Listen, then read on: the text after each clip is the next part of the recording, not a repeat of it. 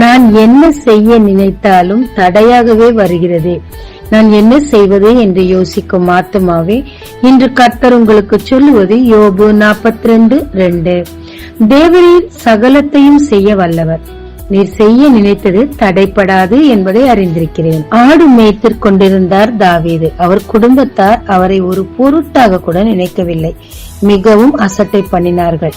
உள்ளிந்திரியங்களை ஆராய்கிற தேவனோ வருங்காலத்து ராஜா இவர்தான் என்று சொல்லி அவரை அபிஷேகம் பண்ணினார். ஆனால் அபிஷேகம் பண்ண நாள் முதற்கொண்டு அவருக்கு அநேக பிரச்சனைகள் வந்து கொண்டுதான் இருந்தது. சவுல் அவரை துரத்தி கொல்ல நினைத்தான். கர்த்தர் தாவீதுக்கு என்று ஒரு திட்டத்தை வைத்திருந்தார். அந்த திட்டத்தை முறியடிக்க சவுல் எவ்வளவு அதிகமாய் முயற்சி செய்ய முடியுமோ செய்து கொண்டே இருந்தார். முடிவில் சவுல் மாண்டானே தவிர தாவீது தேவனுடைய திட்டத்திற்குள் இருந்தார்.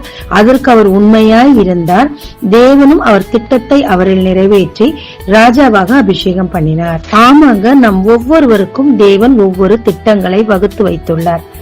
தேவன் அதை நிச்சயமாக நமக்குள் நிறைவேற்ற வல்லவராயிருக்கிறார். அதற்கு நடுவில் எத்தனை தடைகள் வந்தாலும், சத்ருவோ சாத்தானோ யார் இல்லை என்றால் நம்முடைய குடும்பத்தாரோ இத்தனை தடைகள் கொண்டு வந்திருந்தாலும் தேவன் அத்தனை தடைகளையும் உடைத்தெறிந்து அவர் திட்டத்தை நம்மில் நிறைவேற்றவே செய்வார்.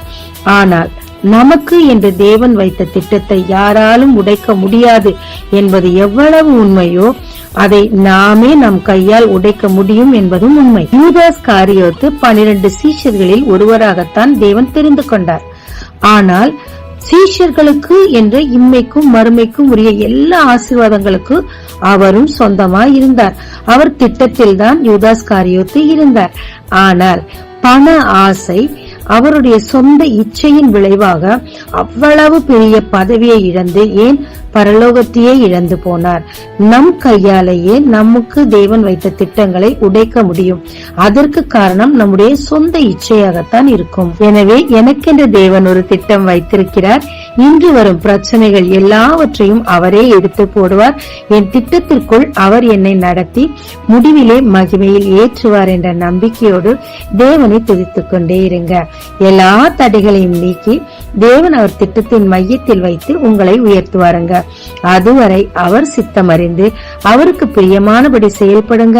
தேவன் உங்களை உயர்த்துவார். ஜெபிக்கலாமாங்க. தேவரீர், நீர் எனக்கு வைத்த திட்டம் என் நிமித்தம் தடைப்படாமல் இருக்கவும் உன் திட்டம் என்னில் நிறைவேறவும் உதவும். இயேசு மூலம் பிதாவே, ஆமென். இயேசு கிறிஸ்துவின் நாமத்தில் இந்த நாளில் உங்களை ஆசீர்வதிக்கும் ஜீசஸ் விஷன்.